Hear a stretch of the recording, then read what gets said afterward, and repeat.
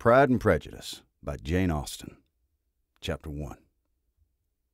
It's a truth universally acknowledged that a single man in possession of a large fortune must be in want of a wife. However little known the feelings or views of such a man may be on his first entering a neighborhood, this truth is so well fixed in the minds of the surrounding families that he is considered the rightful property of some one or other of their daughters. "My dear Mr. Bennet," said his lady to him one day, "have you heard that Netherfield Park is let at last?" Mr. Bennet replied that he had not.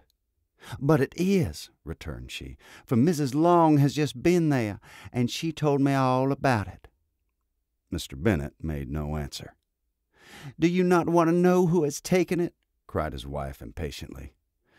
"You want to tell me, and I have no objection to hearing it." This was invitation enough.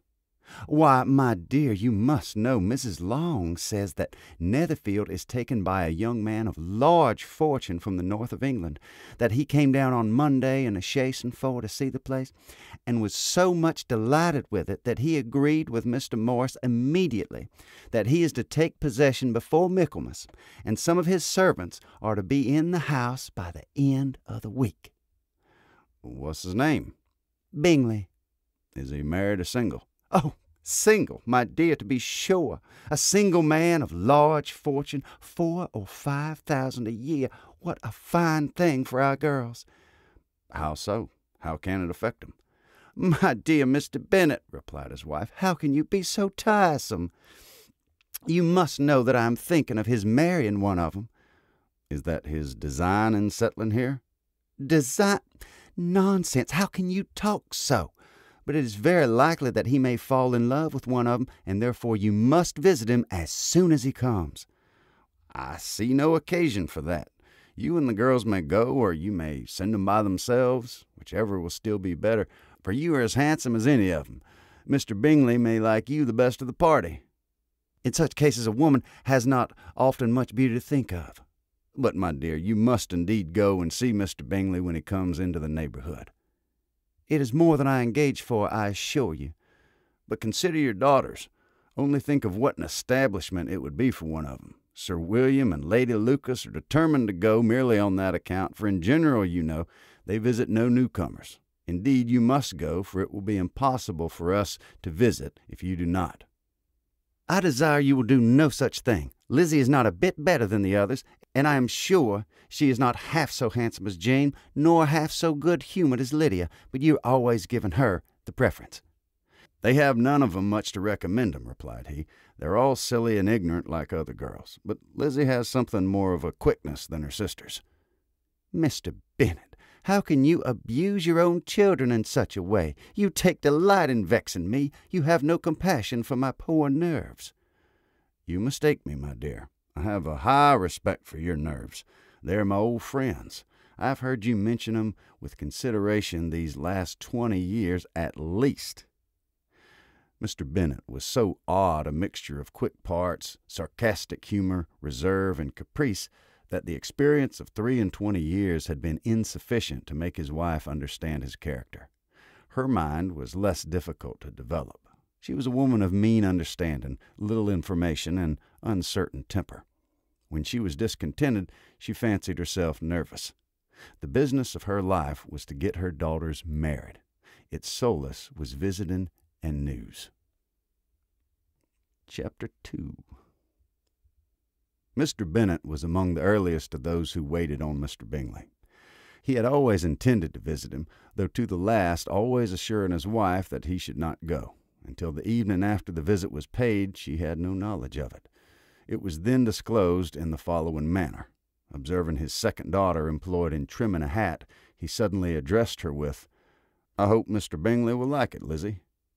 "We are not in a way to know what Mr. Bingley likes," said her mother resentfully, "since we are not to visit." "But you forget, mamma," said Elizabeth, "that we shall meet him at the assemblies, and that Mrs. Long promised to introduce him." "I do not believe Mrs. Long will do any such thing. She has 2 nieces of her own. She is a selfish, hypocritical woman, and I have no opinion of her." "No more have I," says Mr. Bennet. and I'm glad to find that you do not depend on her serving you." Mrs. Bennet deigned not to make any reply, but, unable to contain herself, began scolding one of her daughters.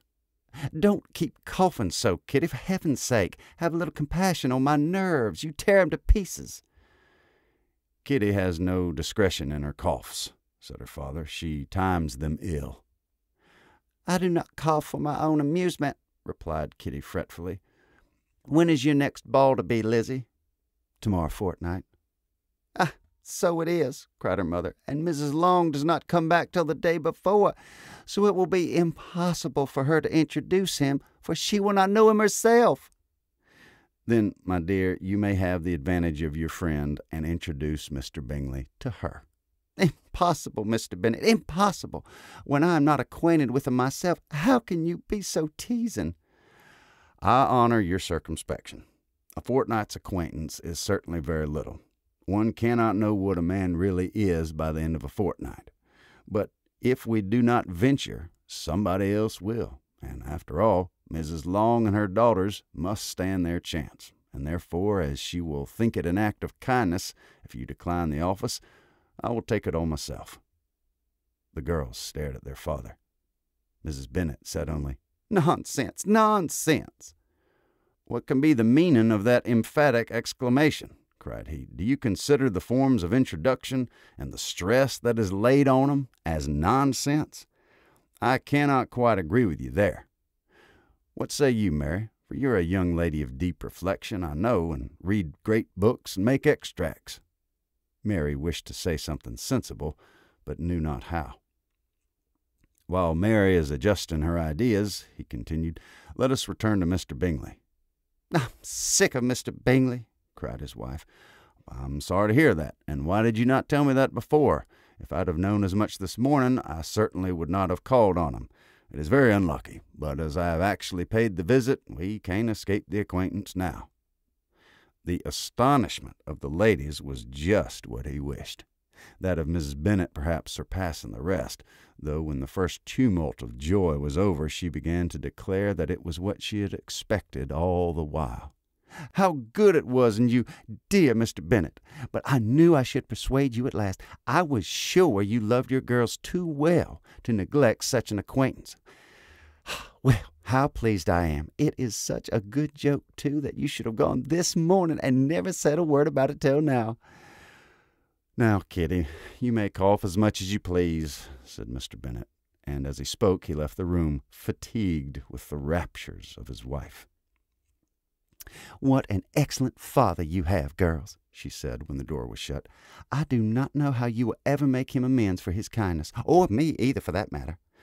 At our time of life it is not so pleasant, I can tell you, to be making new acquaintances every day, but for your sakes we would do anything. Lydia, my love, though you are the youngest, I dare say Mr. Bingley will dance with you at the next ball." "Oh," said Lydia stoutly, "I'm not afraid, for though I'm the youngest, I'm the tallest." The rest of the evening was spent in conjecturing how soon he would return Mr. Bennet's visit, and determining when they should ask him to dinner. Chapter 3. Not all that Mrs. Bennet, however, with the assistance of her 5 daughters, could ask on the subject was sufficient to draw from her husband any satisfactory description of Mr. Bingley.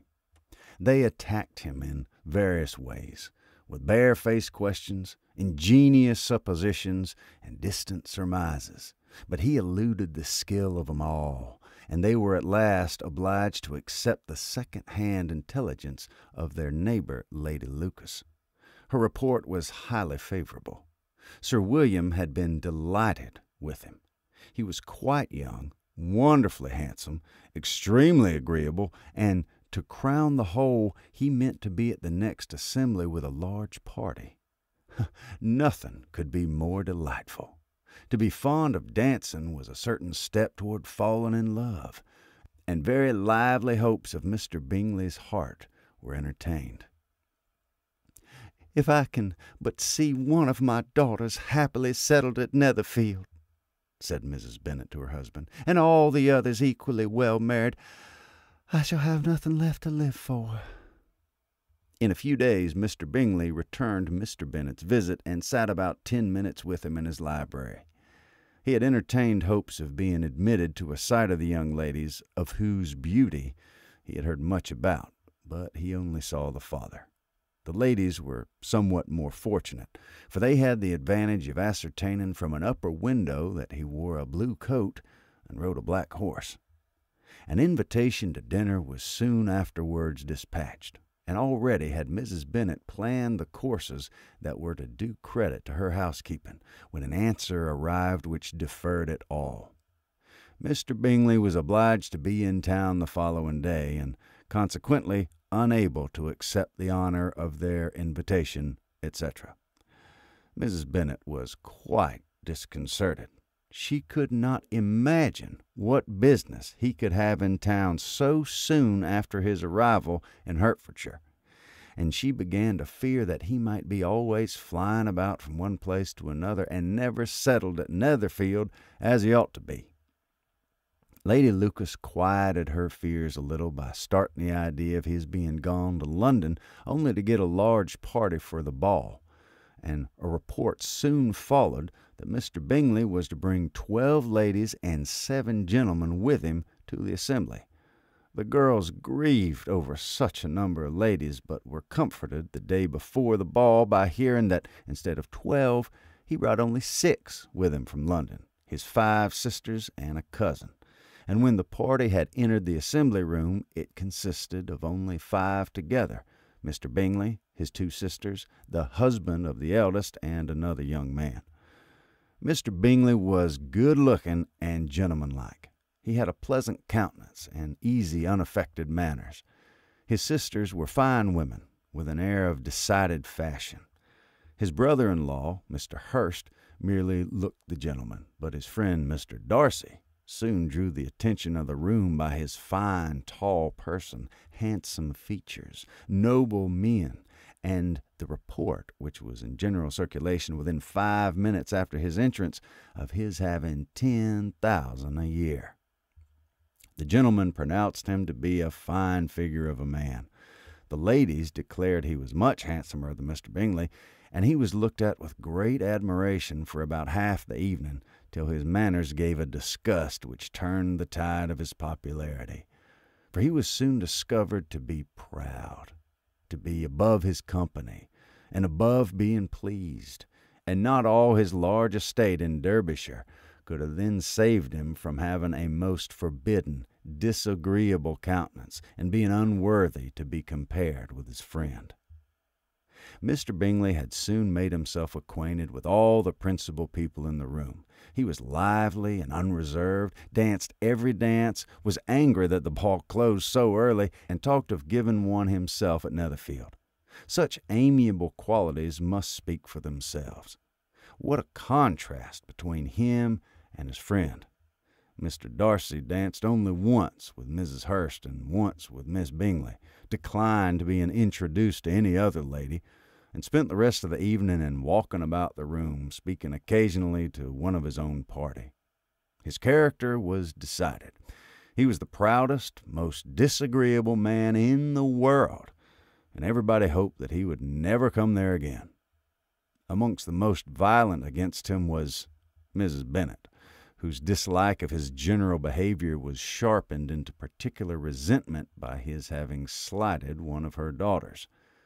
Elizabeth Bennet had been obliged, by the scarcity of gentlemen, to sit down for 2 dances, and during part of that time Mr. Darcy had been standing near enough for her to hear a conversation between him and Mr. Bingley, who came from the dance for a few minutes to press his friend to join it. "Come, Darcy," said he, "I must have you dance. I hate to see you standing about by yourself in this stupid manner. You had much better dance." "I certainly shall not. You know how I detest it unless I'm particularly acquainted with my partner. At such an assembly as this it would be unsupportable. Your sisters are engaged, and there's not another woman in the room with whom it would not be a punishment to me to stand up with." "I wouldn't be so fastidious as you are," cried Mr. Bingley, "for a kingdom. Upon my honor, I never met so many pleasant girls in my life as I have this evening, and there are several of them that you can see are uncommonly pretty. You're dancing with the only handsome girl in the room," said Mr. Darcy, looking at the eldest Miss Bennet. "Oh, she's the most beautiful creature I ever beheld, but there's one of her sisters sitting down just behind you who's very pretty, and I dare say agreeable. Do let me ask my partner to introduce you." "What do you mean?" And turning around, he looked for a moment at Elizabeth, till, catching her eye, he withdrew his own and coldly said, "She's tolerable, but not handsome enough to tempt me.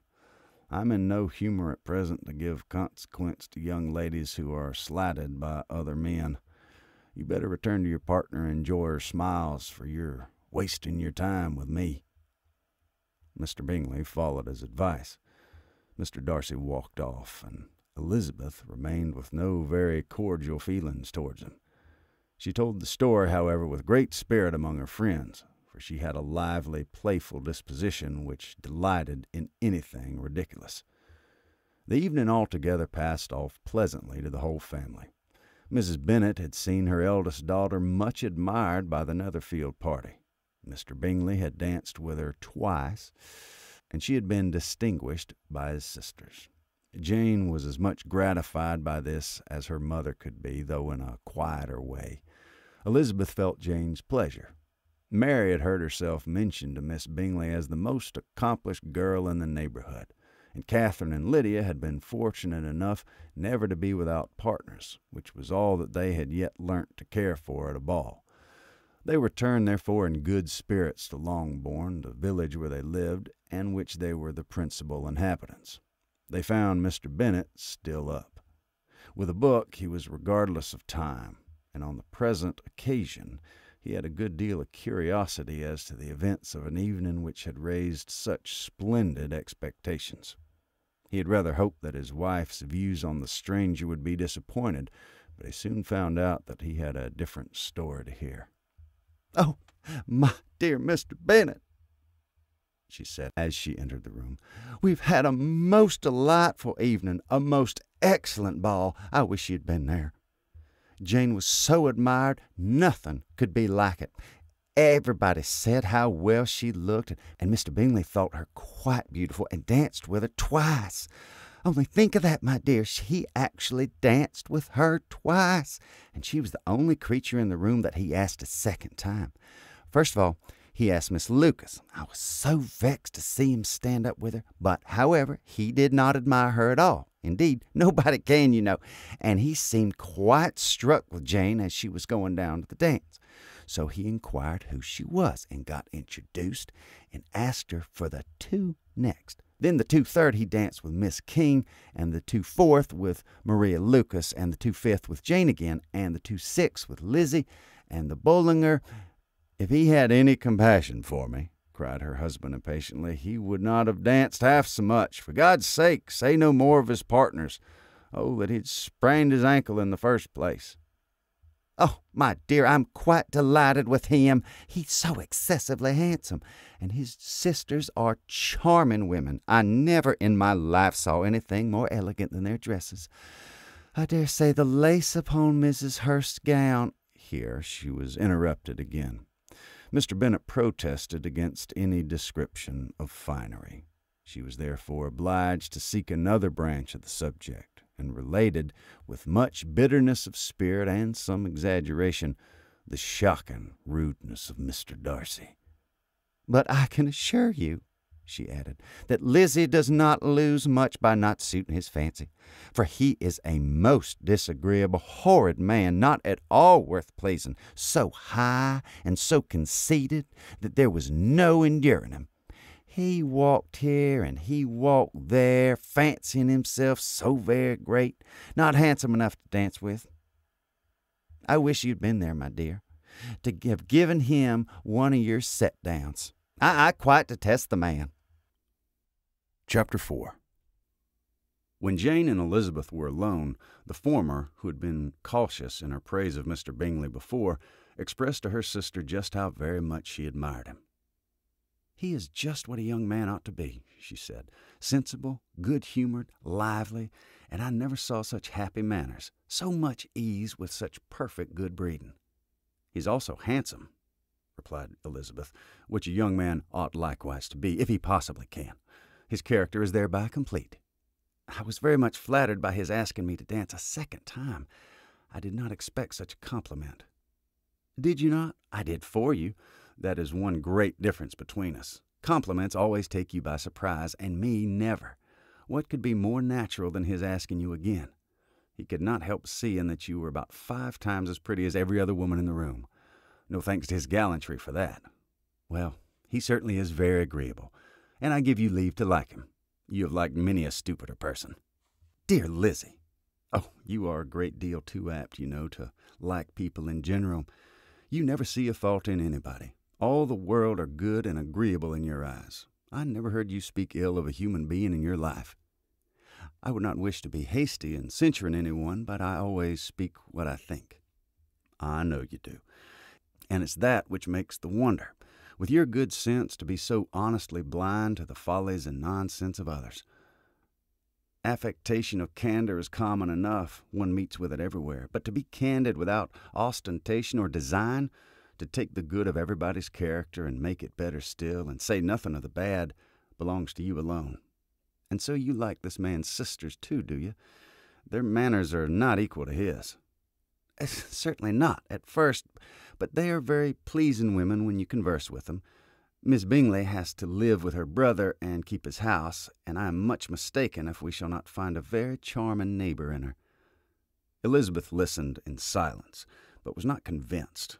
Their behavior at the assembly had not been calculated to please in general, and with more quickness of observation and less pliancy of temper than her sister, and with a judgment too unassailed by any attention to herself, she was very little disposed to approve of them.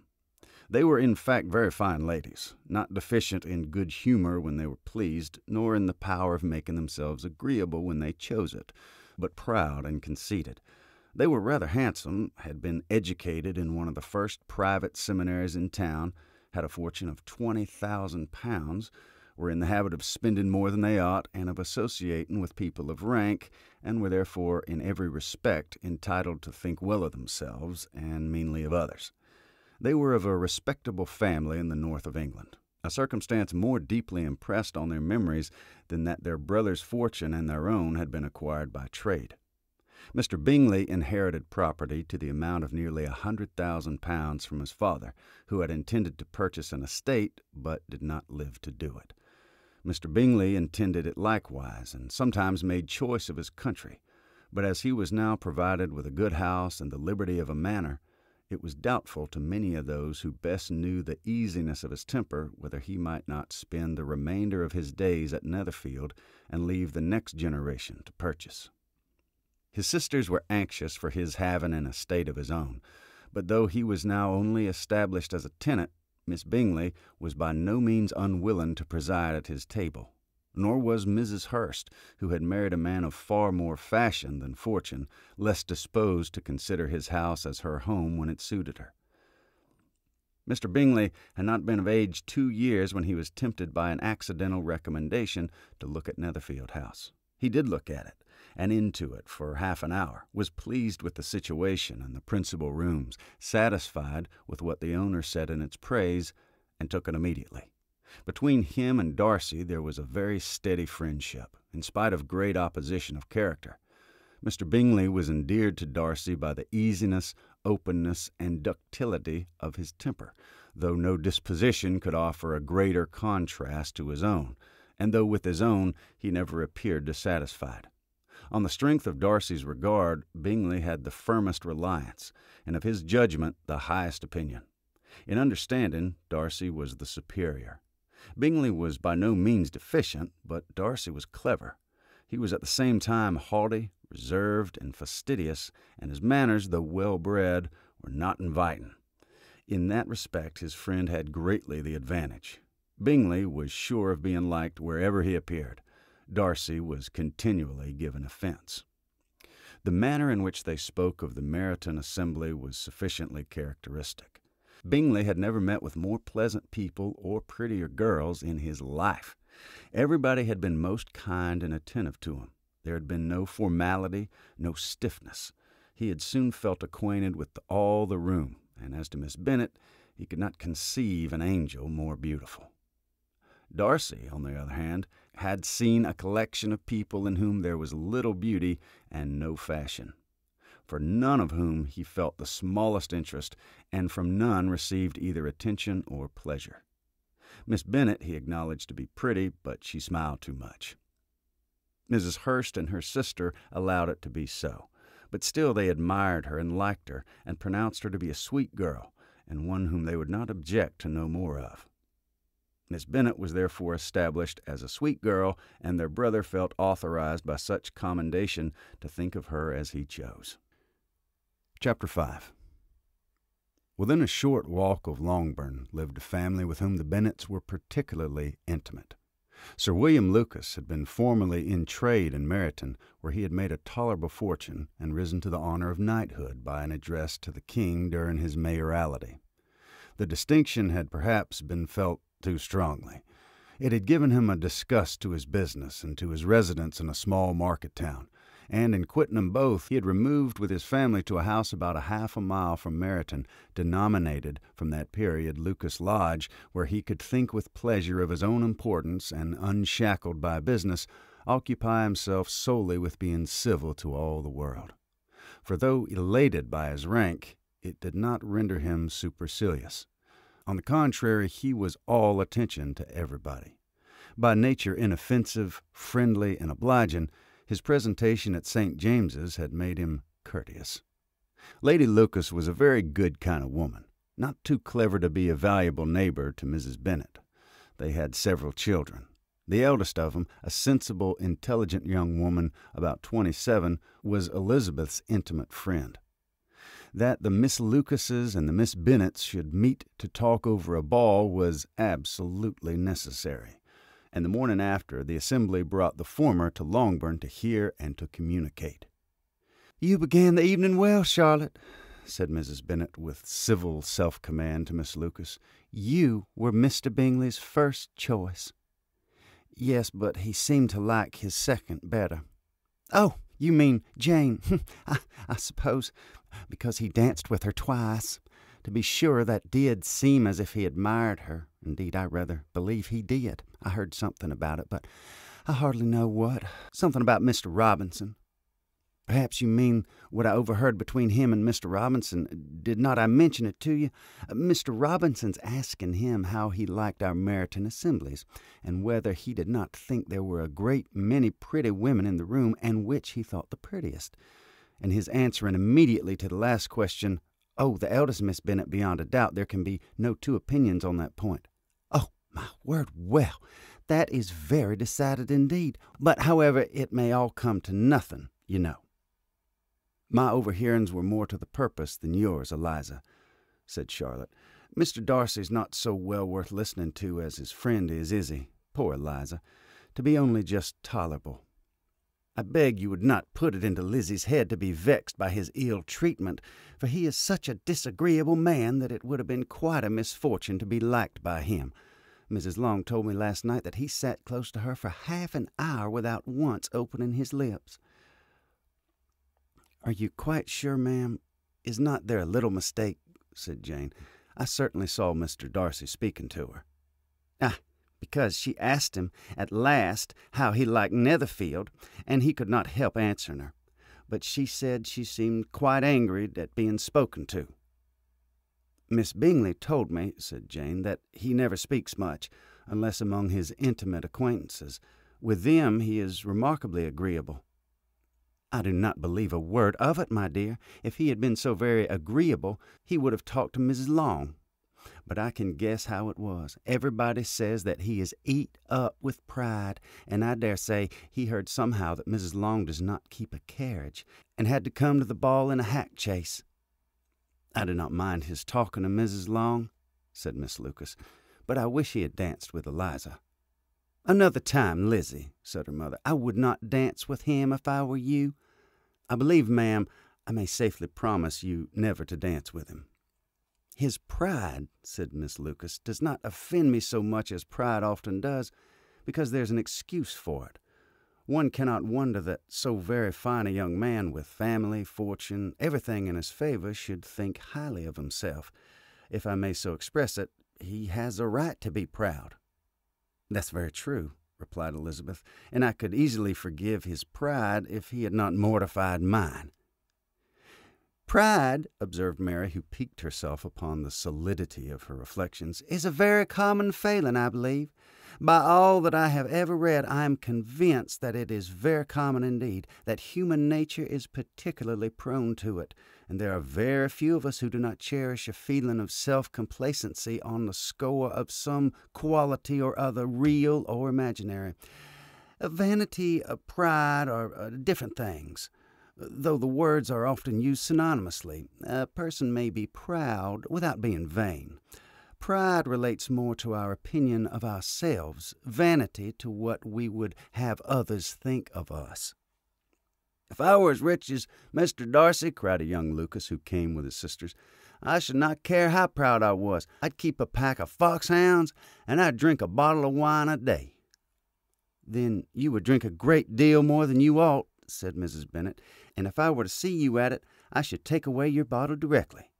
The boy protested that she should not. She continued to declare she would, and the argument ended only with the visit.